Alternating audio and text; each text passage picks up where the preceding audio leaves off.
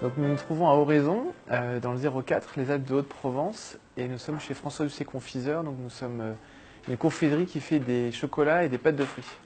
L'entreprise a 48 ans, et si on remonte aux origines donc, de la famille de M. Doucet, ça fait plus de 150 ans qu'on fait des confiseries dans la famille. Il y a eu toujours deux savoir-faire qui étaient présents. Un premier savoir-faire qui est la pâte de fruits, et le deuxième c'est l'enrobage des fruits secs, l'enrobage d'amandes en particulier. On a notre réseau de producteurs dans la région, en Provence, donc c'est 75% de nos fruits en fait qui viennent d'ici. On travaille avec un producteur d'abricots spécifique, la même chose pour les pommes, les poires, le coing, la figue qu'on va acheter dans les vergers de Provence. Et notre particularité, c'est d'acheter directement les fruits sur l'arbre. Donc on va acheter et récolter des fruits à maturité qu'on aura goûté, qui seront bons, parfumés, aromatiques. Et ensuite, ces fruits, on va les transformer en purée et ensuite en pâte de fruits en incorporant du sucre, de la pectine pour pouvoir avoir une bonne pâte de fruits qui soit goûtue.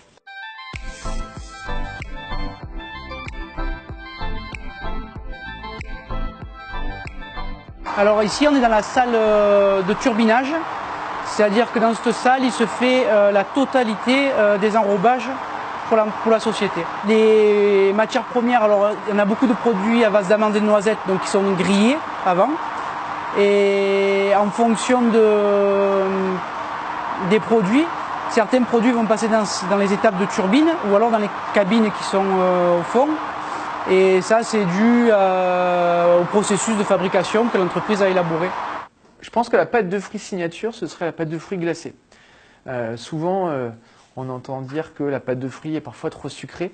Et chez François Doucet Confiseur, depuis le départ, en fait, on a une pâte de fruits qu'on vient enrober d'une préparation sucrée qui nous permet d'avoir justement pas des sucres de cristaux, mais une pâte de fruits en forme de fruits qui est ensuite glacée. L'enrobage, je dirais l'olive de Provence, parce que c'est Doucet qui a créé cette confiserie, qu'on y apporte du soin, qu'on met des amandes de France. Un novice voit nos olives, il fait « Waouh, on dirait des olives, il y a un noyau dedans », alors qu'en fait c'est juste une amande enrobée de chocolat.